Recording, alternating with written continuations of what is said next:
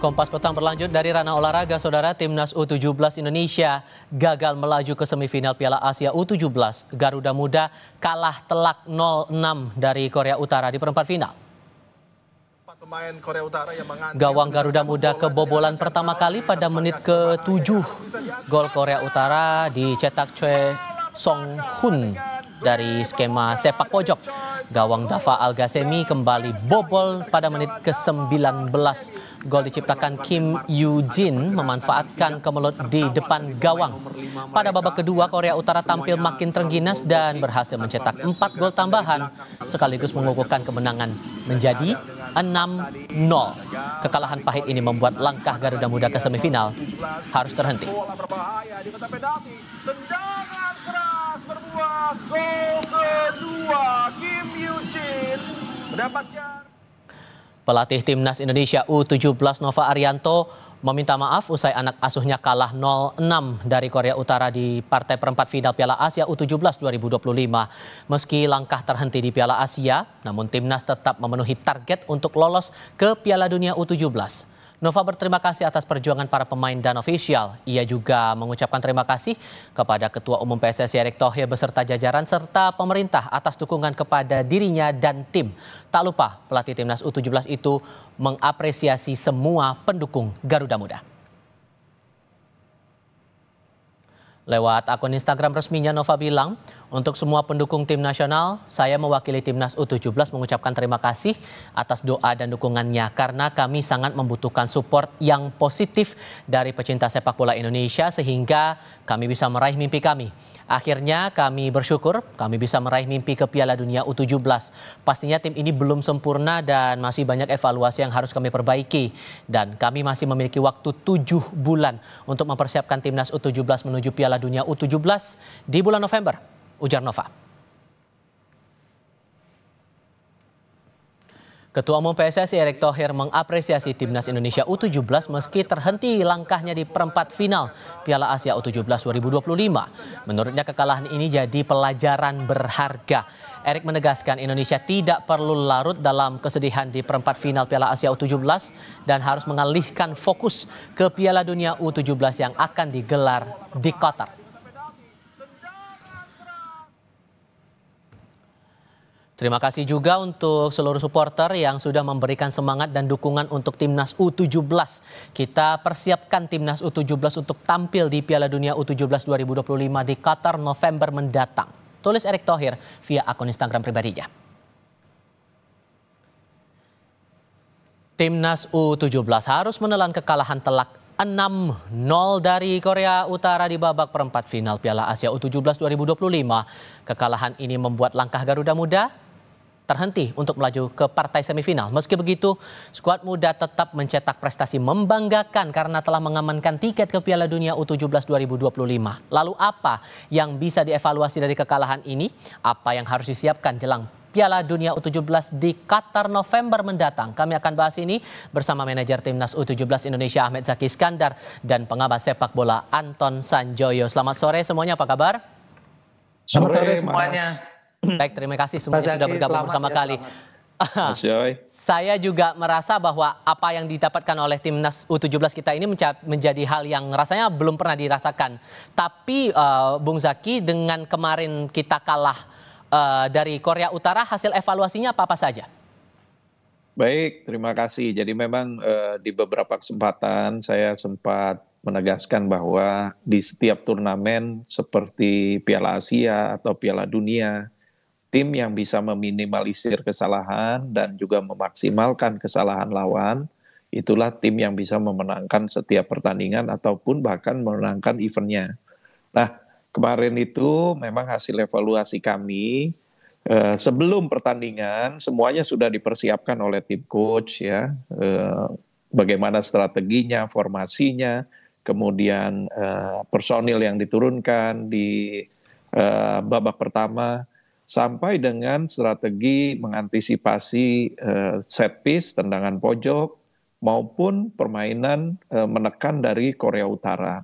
Nah, hanya memang gol yang terlalu cepat ini di menit ke-7 atau menit ke-8 tadi yang kemudian membuat mental dari pemain-pemain kita agak sedikit gugup ya, karena selama 3 pertandingan kan kita tidak pernah kebobolan pertama. Nah kemarin itu kebobolan yang pertama kali dan terlalu cepat juga akhirnya kemudian menjadi kegugupan itu menjadi sangat terlihat. Begitu juga dengan gol yang kedua. Sebetulnya itu sudah beberapa kali diantisipasi pada saat latihan-latihan sebelum pertandingan, terutama 2 hari terakhir.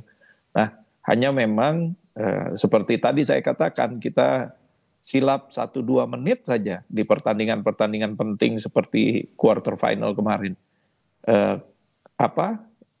Hasil yang ataupun hal yang fatal pasti akan terjadi. Apalagi mengantisipasi tendangan-tendangan bebas seperti kemarin. Nah, di babak kedua Coach Nova mencoba memberanikan para pemain, memberikan motivasi untuk kemudian berani membuka dan menyerang Korea Utara. Tapi yang terjadi lagi ya yang seperti kita lihat 4 gol berikutnya di babak kedua karena kita mencoba bermain ikut menyerang. Ada beberapa momen di mana kita juga tidak bisa memanfaatkan momen-momen tersebut untuk menciptakan gol gitu. Jadi inilah pelajaran penting dan pengalaman bagi para timnas kita, para punggawa timnas kita untuk mempersiapkan diri nantinya menghadapi Piala Dunia yang di Qatar di akhir tahun 2025 ini. Sangat penting setelah sekali pertandingan, bagaimana kondisi dari timnas kita atau para pemain kita, terutama secara psikologisnya, Mas Zaki? Ya tentunya ada rasa kekecewaan karena kita harus berhenti di Piala Asia dan juga kekalahan yang cukup besar golnya. Tapi paling tidak kemudian ada ketua umum yang memberikan semangat ya pada saat di ruang ganti. Kemudian ada Pak Sumarji juga dari BTN yang ikut memberikan semangat kepada anak-anak bahwa pertandingan kemarin itu menjadi pelajaran penting bagi mereka untuk bersiap lagi karena kemungkinan lawan-lawan yang dihadapi di event Piala Dunia juga tidak jauh berbeda dengan Korea Utara maupun Korea Selatan nanti. Kalau analisis Anda, Bung Joy, sama dengan hasil evaluasi yang disampaikan Mas Zaki atau ada hal lain? Gini, pertama ini saya bilang ini masih 17 tahun, ini masih kelompok umur yang 16 tahun lah Mas Joy. Nah, bahkan 16 tahun ya, Mas Joy. Masih sangat luas terbuka ruang untuk berbuat kesalahan. Jadi nggak perlu ditangisi, nggak perlu disesali. Saya malah mengucapkan terima kasih kepada Evandra dan kawan-kawan, tim manajer, pelatih yang sudah memperlihatkan perjuangan yang luar biasa, memberi contoh kepada adik-adiknya yang masih berkompetisi di usia muda. Begitulah caranya tampil untuk tim nasional. Dan hasil tidak. Kalau di kelompok umur saya tidak terlalu peduli hasil. Kemarin saya memang kaget ya dengan hasilnya, tapi saya lihat memang ini pelajaran yang luar biasa bahwa masih banyak ruang untuk berbuat kesalahan, itu juga artinya masih banyak ruang untuk memperbaiki kesalahan. Mereka masih 16 tahun, perjalanan mereka masih panjang, dan saya rasa untuk ke Piala Dunia masih ada 6 atau 7 bulan. Saya rasa kalau mereka terus dipantau, diberi kesempatan untuk bermain, latih tanding dengan tim-tim yang kuat, saya rasa akan ada peningkatan performance nanti di bulan November. Jadi saya tidak terlalu sedih, tidak terlalu kecewa, tapi ini anak-anak masih punya ruang untuk berbuat kesalahan, nggak masalah. Jadi saya sih berharap ya mereka terus improve. Dan tim ini terus dipertahankan.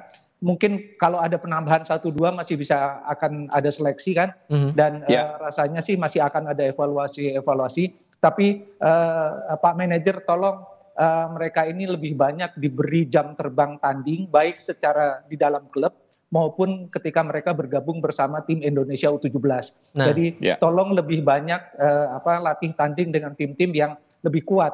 Nggak usah terlalu kuat supaya mereka juga mungkin dengan setara dengan Korea Selatan atau Korea Utara, supaya mereka confidence-nya naik. Tapi sekali lagi saya harus mengucapkan terima kasih karena tim ini sudah menunjukkan performance.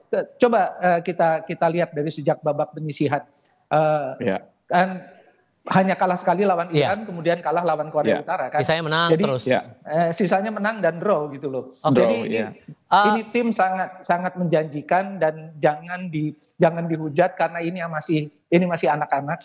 Mereka masih akan improve dan saya yakin ini adalah aset kita dan kelak di kemudian hari 3 atau 4 tahun mereka akan menjadi andalan tim nasional. Sehingga yang jadi tugas kita berikutnya, kita harus move on menuju Piala Dunia U17. Apakah aspek psikologis menjaga mental pemain tetap kuat menghadapi pertandingan berikutnya jadi PR, Mas Zaky, atau ada hal lain sesungguhnya mau coba diotak-atik lagi, coba dimatangkan lagi?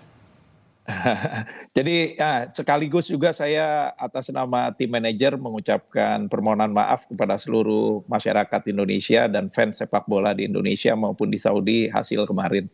Tapi terlepas dari apapun, saya juga memberikan apresiasi kepada tim kepelatihan, kepada anak-anak yang sudah bekerja keras, ya, kepada para pemain yang sudah bekerja keras sampai sejauh ini kita melangkah ke perempat final dan juga membuat kaget juga sebetulnya tim penyelenggara itu. Kemarin kita mendapatkan stadion yang mohon maaf sebetulnya sangat kecil sekali karena dengan kapasitas tempat duduk yang hanya 700 dan lapangan yang sangat-sangat terbuka sekali karena angin juga cukup besar kemarin. Membuat permainan juga cukup sulit. Tapi apapun ceritanya, ya ini banyak ruang untuk kita nanti perbaiki, terutama mental dari pemain-pemain kita, di mana pada saat tertekan dan tertinggal seperti kemarin itu, mudah-mudahan nanti kita bisa rebound, ya, dengan tadi memang setelah pulang nanti dikembalikan kepada klub, kepada daerah, dan tentu 1-2 bulan ini akan kita pantau secara intensif. Setelah atau sebelum TC berikutnya kita mulai. Nanti juga mungkin akan ada seleksi lagi tambahan untuk tambal sulam pemain-pemain yang kita butuhkan. Karena kondisi terakhir pemain inilah sebelum kita berangkat ke Qatar yang nanti kita harapkan benar-benar siap menghadapi pertandingan-pertandingan di Piala Dunia yang tantangannya jauh lebih tinggi lagi dari Piala Asia. Seleksinya dan sektor mana yang rasanya perlu dimaksimalkan menurut Anda, Bung Joy? Saya rasa semua departemen perlu diseleksi kalau saya lihat dari pertandingan pertama ya, tanpa menyebutkan bahwa mereka kurang ini kurang itu, tapi memang semua departemen harus evaluasi. Dalam catatan saya memang ketika bertemu Korea Selatan Indonesia bisa menang, tetapi kan banyak sekali sektor yang harus diimprove kan di sektor yang krusial belakang. apa? Yang krusial menurut saya ya menjaga supaya ketika kebobolan menit keberapapun langsung bisa rebound. Itu yang menurut saya sektor mental ya. Kalau sektor teknis kan saya rasa sangat tergantung pada ketika mereka pulang, apakah mereka juga tetap mendapatkan dalam tanda kutip perawatan teknisnya secara memadai di dalam klub. Karena Coach Nova sendiri kan nggak bisa terus mendampingi. Dan itu ketika mereka kembali berkumpul sebagai dalam tanda kutip tim nasional, harus sudah bisa dievaluasi juga. Tapi sektor teknis masih perlu berkembang. Sektor kondisi fisik juga masih harus berkembang. Lawan Korea Selatan kan sepertiga akhir sudah habis ya. Kemarin lawan Korea Utara lebih ganas lagi itu Korea Utara. Karena kita tahu militansi pemain-pemain Korea Utara ini kan mirip tentara itu, bahkan dididik seperti tentara gitu loh. Jadi bukan cari excuse, tapi memang kalau kita mau bersaing di level elit, ya harus naik juga, harus setara dengan Korea Utara gitu dari sektor fisiknya. Yang jelas masih ada harapan untuk timnas kita. Mas Zaky, Bung Joy, terima kasih banyak sudah berdiskusi bersama kami kali ini. Sehat selalu semuanya. Selamat sore. Sama.